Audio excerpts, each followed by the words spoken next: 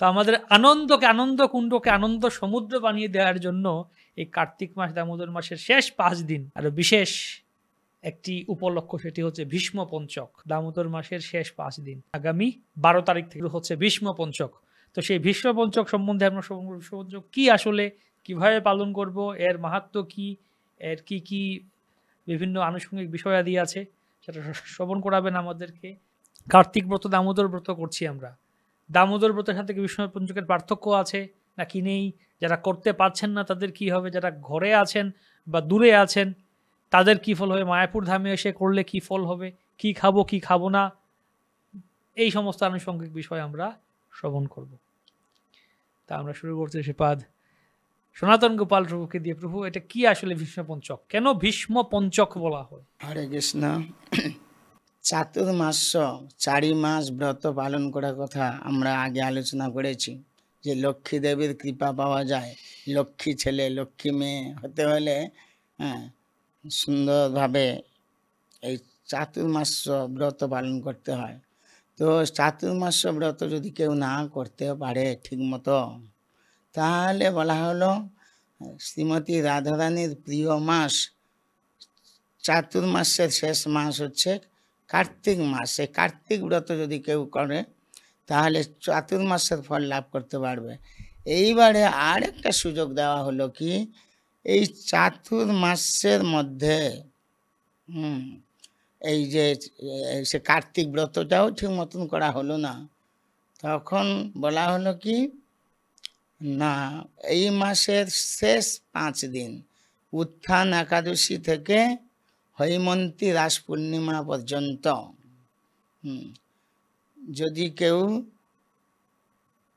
সুন্দরভাবে বিষ্ণু পঞ্চক বা ভীষ্ম পঞ্চক ব্রত পালন করে, তাহলে পুরা 4 মাসের মাহাত্ম্য মানে সে পেতে পারবে, 4 মাসের মাহাত্ম্য ফল।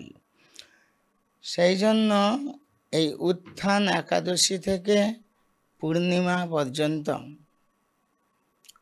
আমাদেরকে খুব সযত্নে সাবধানে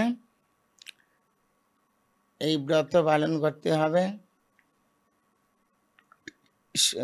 এর একটা সুবিধা কি, যে পুরা মাসের মধ্যে অনেক ভুল ত্রুটি থাকতে পারে, কিন্তু মাত্র 5 দিন আমরা যদি সুন্দরভাবে পালন করি তাহলে পুরা মাসের ব্রত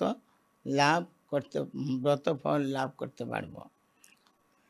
তো কোথাও কোথাও লেখা আছে এটা বিষ্ণু পঞ্চক, এবং এটাও শোনা যায় যে গঙ্গাপুত্র ভীষ্মদেব এই 5 দিন তিনি ব্রত পালন করেছিলেন, উপবাস ব্রত। তো যার জন্য ওই 5 দিনকে বলা হয় ভীষ্ম পঞ্চক। ভীষ্ম পঞ্চক। তো নিয়ম হচ্ছে, এই সময়টা কি ভীষ্মদেবের মহাপ্রয়াণ এখন হয়েছিল না কি? না না না, মহাপ্রয়াণের ব্যাপারটা এর মধ্যে নাই।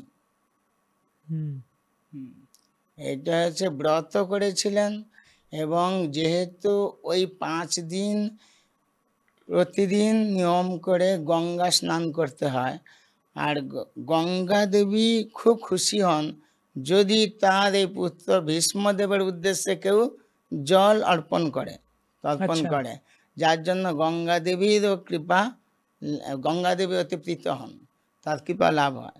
সেই জন্য অন্যান্য দেবদেবীর উদ্দেশ্যে জল দান, তারপর সূর্যদেবের উদ্দেশ্যে, সর্বজীবের উদ্দেশ্যে, আর এমনকি ভীষ্মদেবের উদ্দেশ্যে যদি জল অর্পণ করা হয় তাহলে সবাই খুশি হবে, গঙ্গা দেবী অত্যন্ত খুশি হবেন।